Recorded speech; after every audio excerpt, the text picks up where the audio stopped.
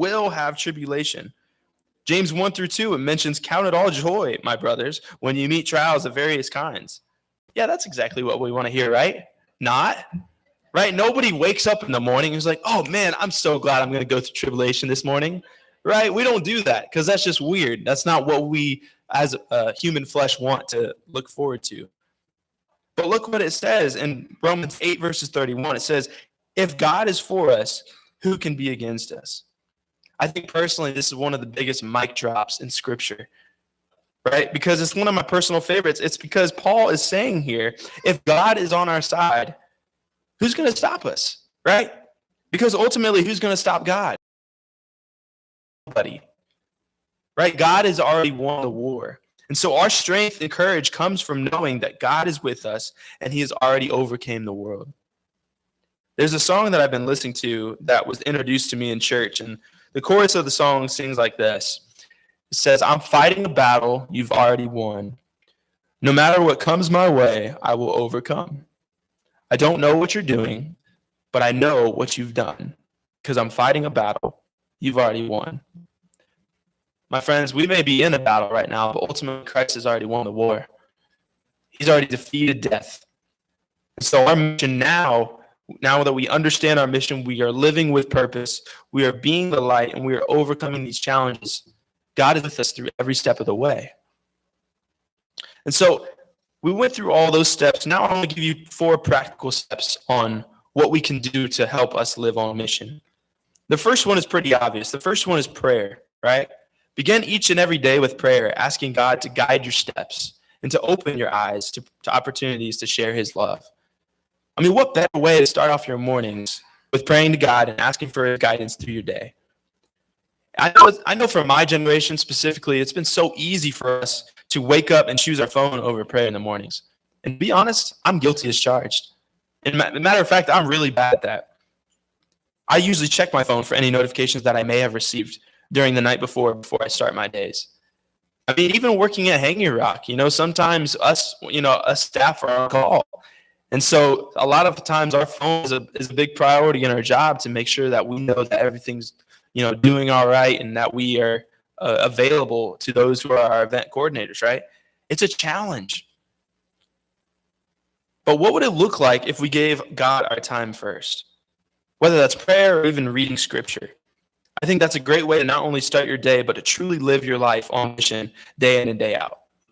Right? I'm going to expose myself for a little bit, but there's this one time where we went to a small group, and we were talking about kind of, the distractions of our life and talking about, what we prioritize over God.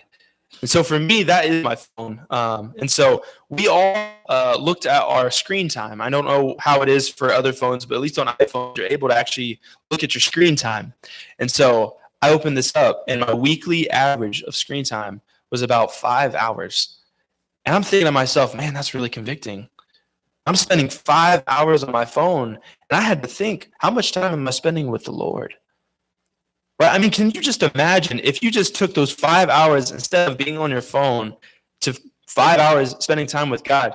Can you imagine the transformation that God would put into your life?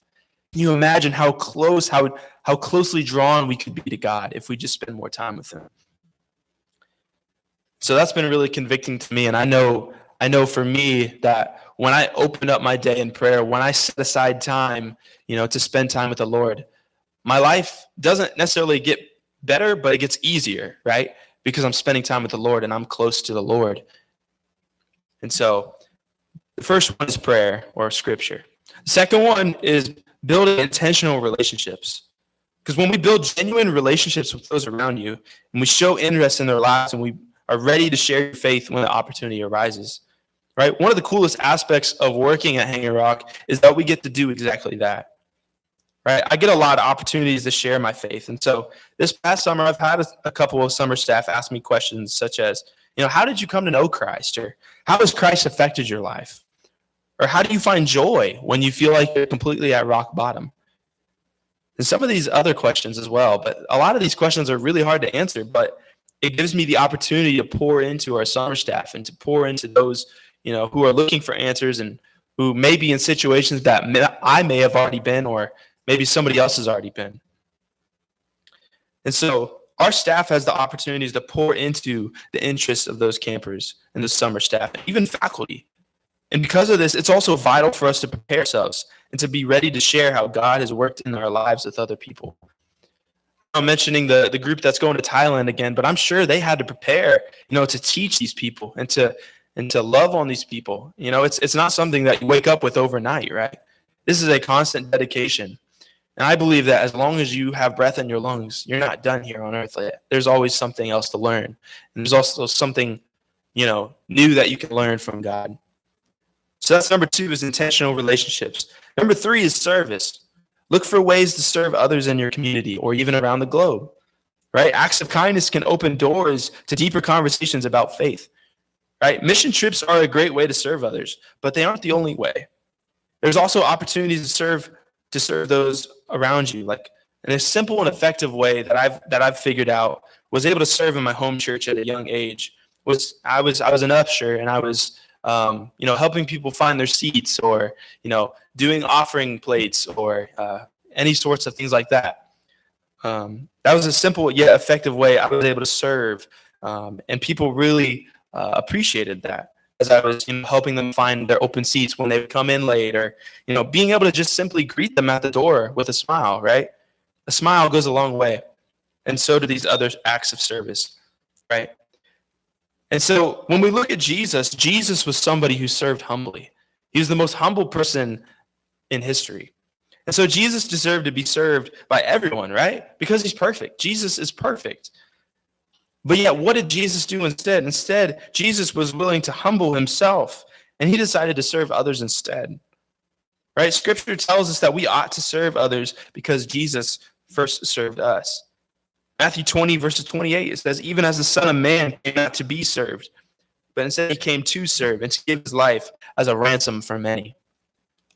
So that's number 3 is service. Number 4, finally, is consistency. Live out your faith consistently.